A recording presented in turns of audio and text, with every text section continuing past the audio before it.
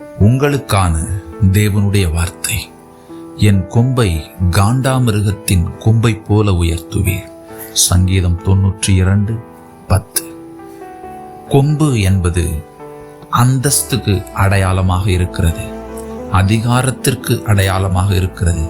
அது மட்டுமல்ல, அது பலத்திற்கு அடையாளமாக இருக்கிறது. காண்டாமிருகம் தன் கொம்பினால் முட்டி தன்னை விட வலிமையான மிருகங்களை துரத்தக்கூடிய வலிமை உடையது. ஆம் பிரியமானவர்களே, இன்றைக்கு ஒருவேளை நீங்கள் வலிமையற்றவர்களாக, சிறுமைப்பட்டவர்களாக, எதையும் செய்ய இயலாதவர்களாக, மதிக்கப்படாதவர்களாக நீங்கள் இருக்கலாம்.